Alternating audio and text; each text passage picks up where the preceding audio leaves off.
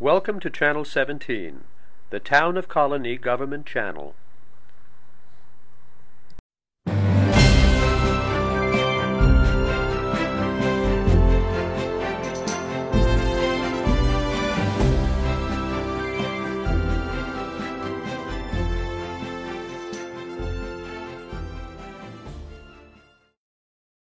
All right, welcome to Getting to Know You. Today we're talking to Chris Halver. He is the Executive Director of the Albany Pine Bush Preserve Commission. So welcome, Chris. Thanks, Joe. So thanks for coming back. You were here before. You were here 2 years ago. And so what we're going to be talking about today is maybe what's been going on the last 2 years and upcoming things for this year. One thing I wanted to say about your organization, you have a very simple mission statement, and a lot of times these things are always convoluted, but yours is very simple. For the Albany Pine Bush Commission, it just basically says your purpose is to protect and manage the natural communities of the pine bush for ecological, recreational, and educational benefits. I mean, that's pretty simple. That's pretty simple. So I guess why don't we start here? Why, most of us in this area know the pine bush and all that, but why is it worth preserving? Maybe.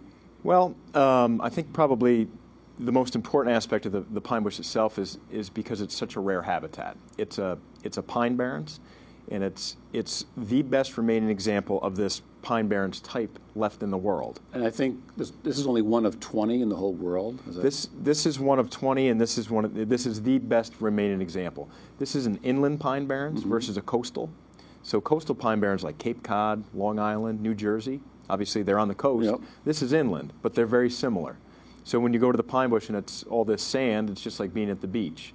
But there's similarities, but there's differences. And what makes this so rare is because it's inland, and there's such a small fragment of it left.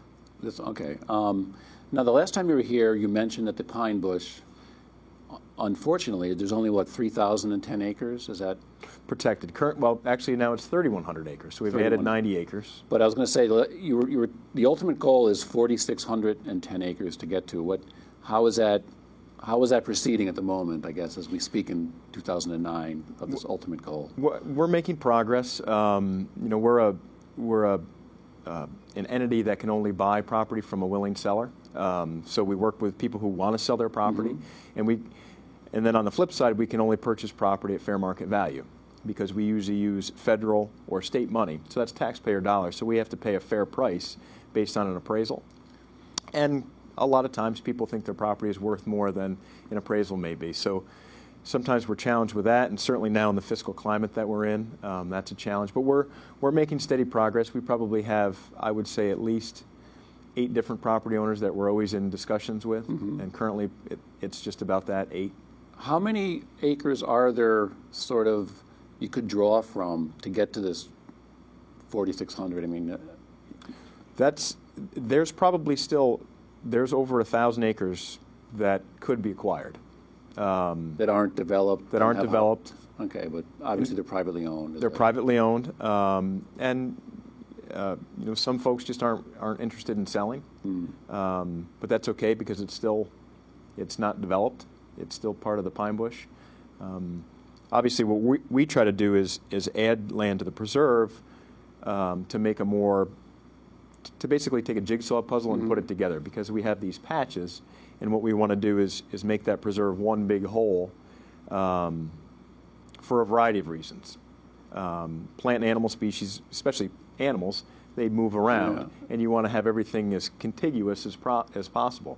Then from a people standpoint, when we recreate, we have trails. We want trails that connect. Yeah. So that's one of the things that we're trying to do. Well, I know when you're driving and you see the pine bush, you can see it from like 10 different highways and all right. that. I'm always wondering, if you looked at it aerially, it's not really just one square. It's sort of like all over. There's pieces. We've made a lot of progress since I started. I've been with the commission for 16 years now. We've grown. We've almost doubled the size of the preserve since I've been there. Okay. I certainly can't take credit for that, but it's grown considerably.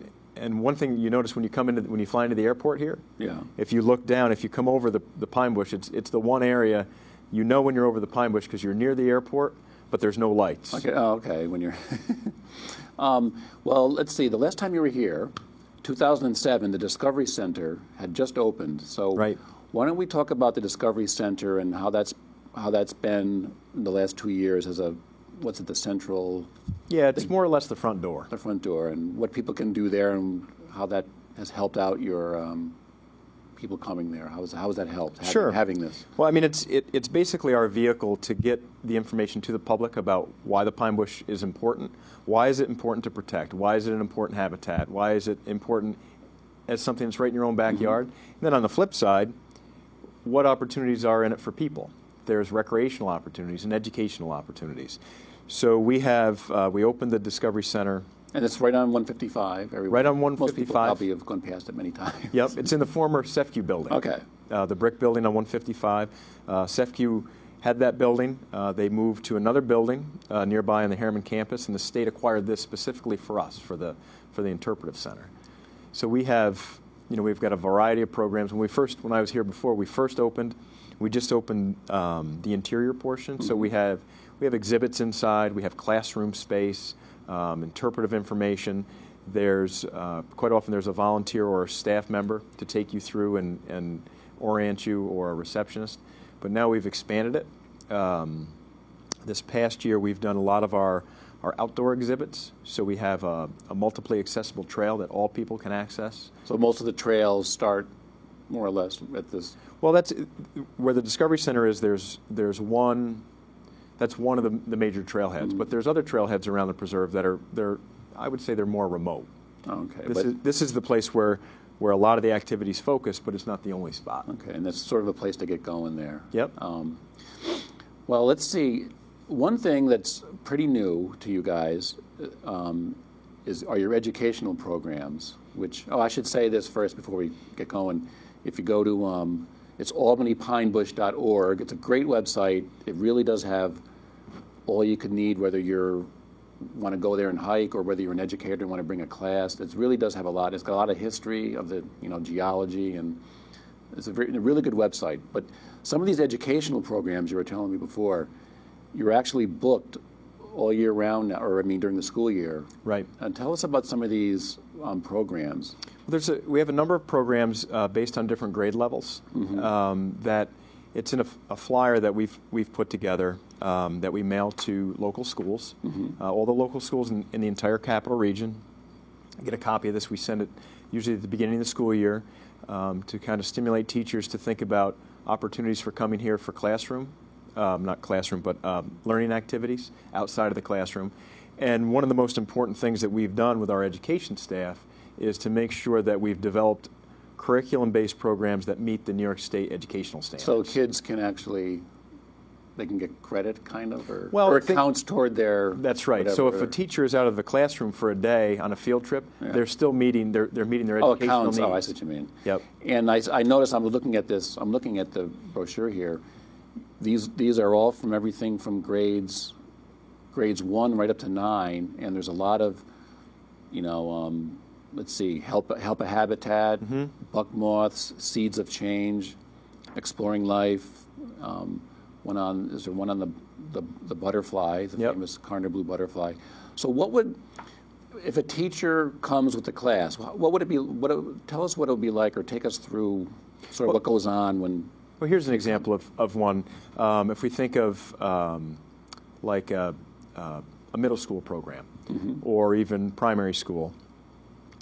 Most recently, we had a lot of snow this year, and luckily it's gone. I have to say that. I like snow, but I'm happy when it's gone too. We had a large donation from LL Bean, and they donated snowshoes. So we have snowshoes in all sizes, from toddlers all the way up to adults.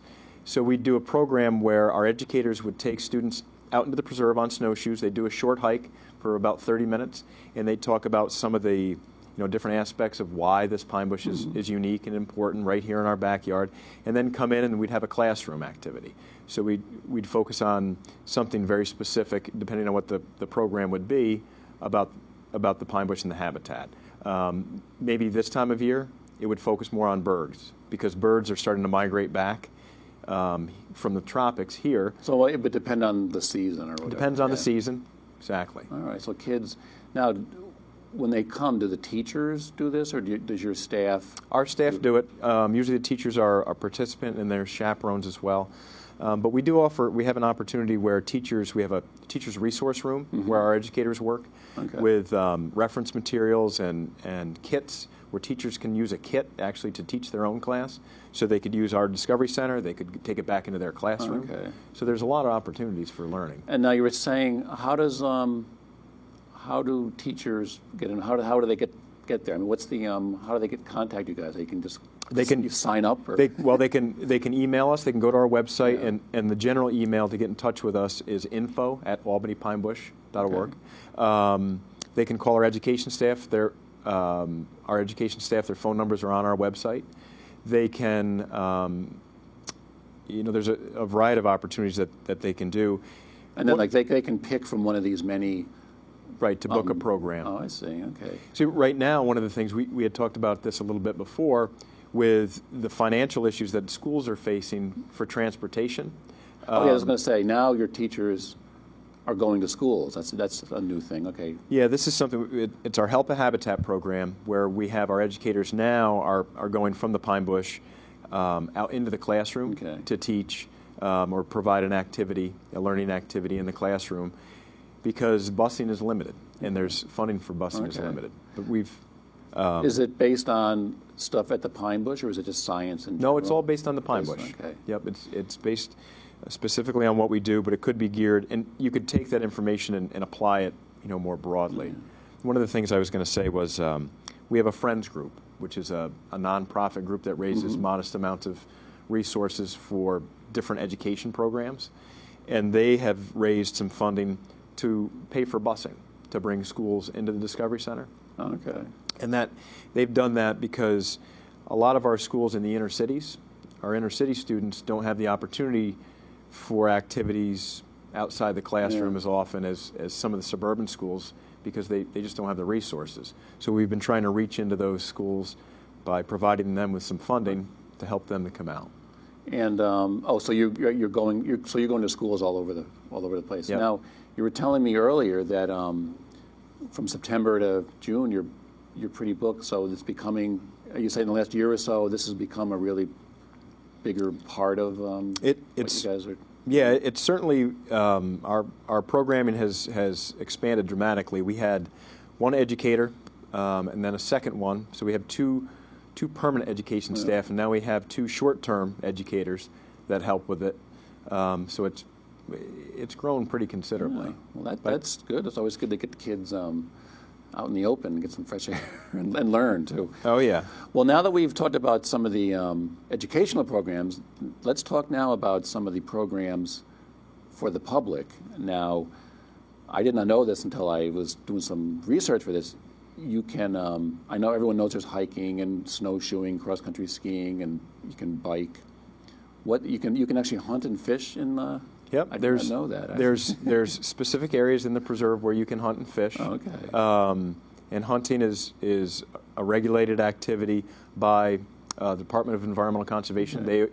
They regulate the activity, and there's information on our website specifically for hunters. Okay. And most hunters typically hunt deer, and you can only hunt deer in the preserve using a bow, so it's archery only. Okay.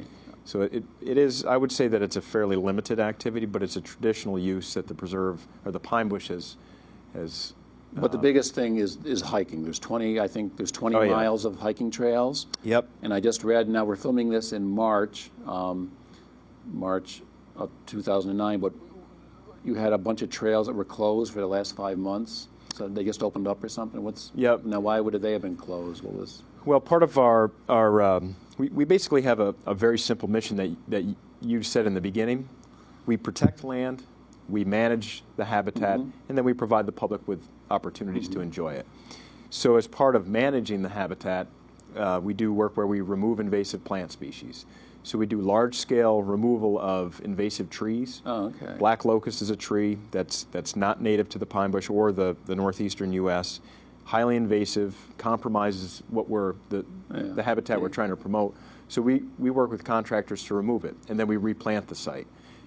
So when we have heavy equipment in there with the contractors removing large trees, we close the area for safety purposes. Now, how big are these trees? I mean, how big are these trees? They could be, they could be 60 feet, 80 feet tall. They're they're big just trees. what? They're not ecologically friendly to that Well, environment, or how would you?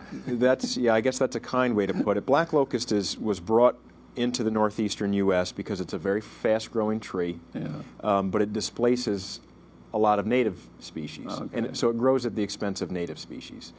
So what happens with black locust is it expands and grows very rapidly through seed and underground root system, and basically shades everything out. So what we do is we remove those plants, take everything back down to the soil, and start the clock from the beginning. So we go in and we plant it with agricultural equipment, with native plant seeds that we collect with volunteers, and then we manage the habitat with other. So you're trying to keep it as what is its most natural way it should be, or something? Is that how I mean, historically, we have aerial photos that go back to the early 1900s, and then other written accounts. And then understanding what a pine barrens, what the general habitat is, through conservation science research, we know that there's a certain suite of species that are part of this pine barrens, and plant species, and then there's animal species that go along with it. And we know which ones are invasive as well. We work with a lot of conservation groups to help with this research, and we realize that black locust is something that's compromising our ability to manage the habitat appropriately. All right, so we have 20 miles of trails. Now tell us about this First Friday hikes. These are at noontime, or tell us about this thing on the first Friday of the month. First Friday hikes, and the information is on our website. It's something that we started a few years ago, where we would provide a short, usually a 30-minute hike for people who work in the area, so they could go out on their lunch break, get some fresh air, some exercise, learn a little bit about the pine bush, enjoy the outdoors, and still get back to work. And they start, at noon? Yep. And there's usually what? There's usually like a topic of whatever that day, day's... So it could be something specific, like I mentioned before, migratory birds are starting to come back into the area. So maybe it's a focus on some of the birds that have come back so far, or maybe it's spring wildflowers. Wildflowers that are starting to bloom early. Do you keep track, or do you count? I mean, do you have, what's the sense of how many people a year go there? Is there a way to know, or? Yeah, we have, we count people that come through the door for programs or just visitors, and we range, it fluctuates quite a bit, and I was surprised this winter that our school programs and our family programs were so well attended. Plus, we're still fairly new, and the word hasn't gotten out, but we range anywhere from about 300 to maybe 550 people a week that come through. If someone brought their family on a Saturday, are there programs on weekends, or? Yeah, it depends. Or at least there's always someone there that can talk about... There's always someone there. And the center is open every day but Monday. Okay, but there's always someone there that can talk about the pine bush and what it is. Answer questions. And answer questions. So even if... Okay. One thing on your website that, again, I'm going to say albanypinebush.org, a great website. There's a lot of volunteer opportunities. Can you tell us about, there's a lot in there. Tell us about some of these things that people, if people want to get involved, they can do. We have a number of different volunteer opportunities going from the Discovery Center. Some people actually they're volunteer educators or naturalists. They may work in the center. They may work out with our educators, working with school groups or family programs.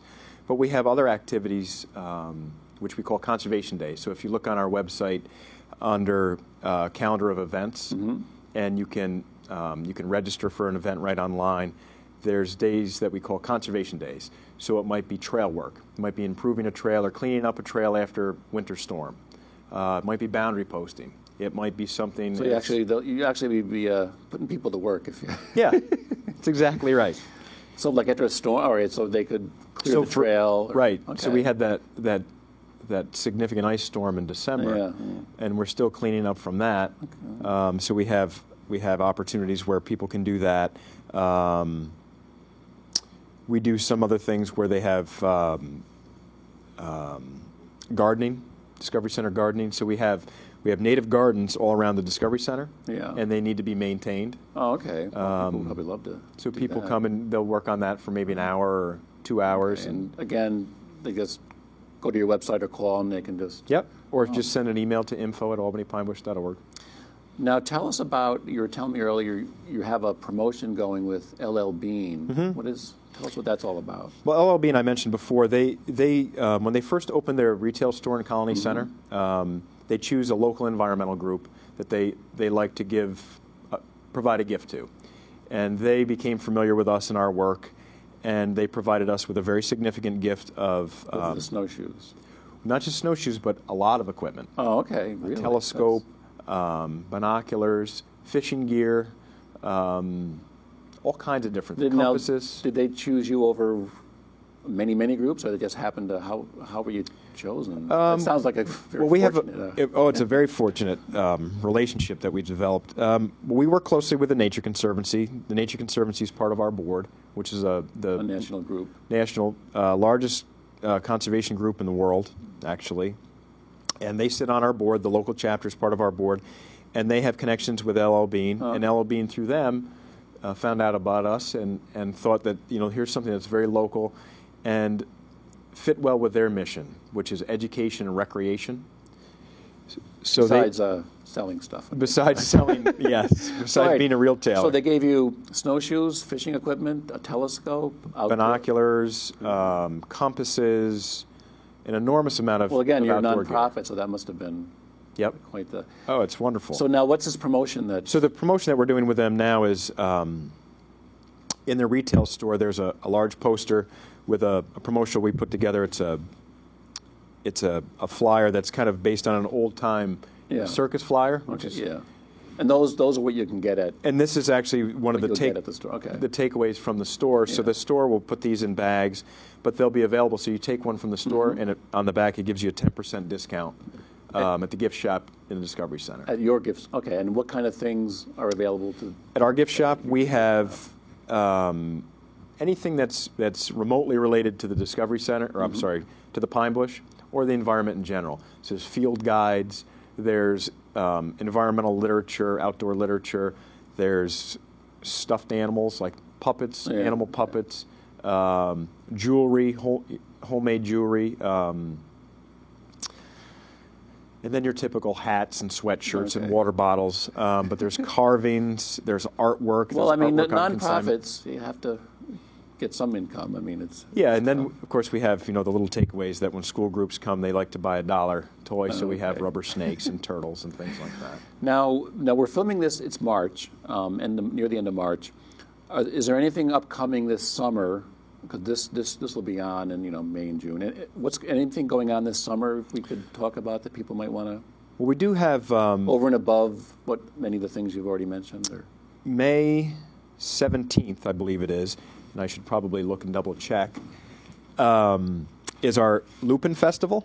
The Lupin Festival. It's May 30th. That's why I had to check. Okay, so May 30th. May 30th of 2009 is our Lupin Festival, which is a festival that we haven't held for the last 2 years because we have been working on the Discovery Center.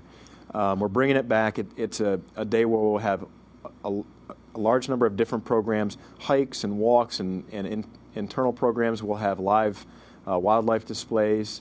A person comes in and brings her, she has owls and hawks, all kinds of. But lupins what are they? They're flowers, aren't they? Lupin is one of the wildflowers in the pine bush, and it's the only food plant of the Carner blue butterfly. Oh, okay. So the Carner blue butterfly is a real picky eater. Yeah. Okay. So when it's a caterpillar, it eats nothing but lupin. Okay. So you had this many years ago. So it's just. We haven't done it since 2006. We did it in 2006 and 2005.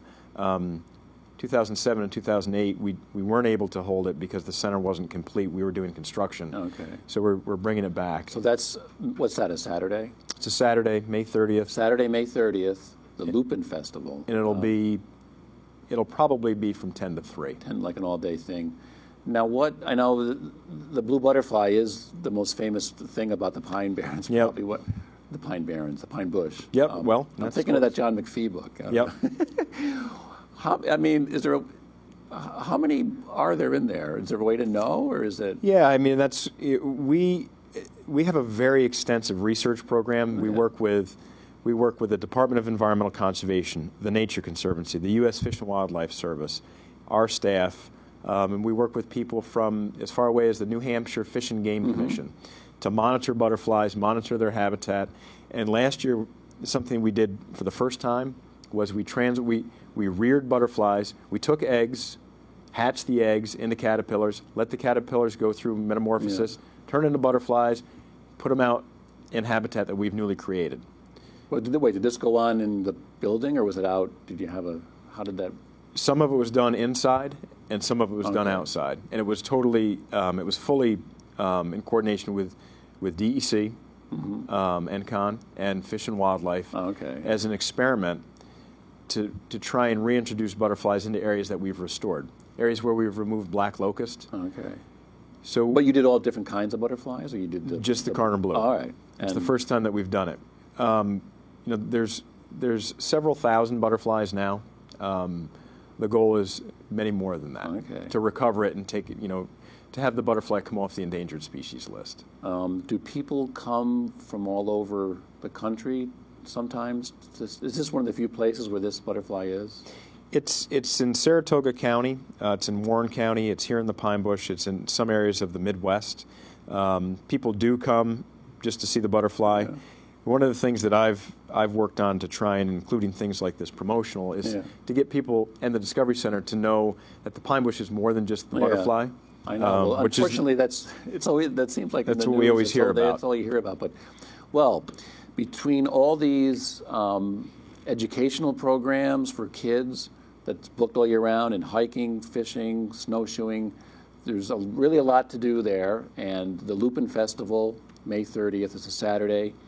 So thanks for coming, Chris, and telling us about the Albany Pine Bush Preserve, and hopefully people watching will be going out there this summer. So thanks for coming. Thanks again. Okay. Well, that's it for Getting to Know You, and we'll see you next time.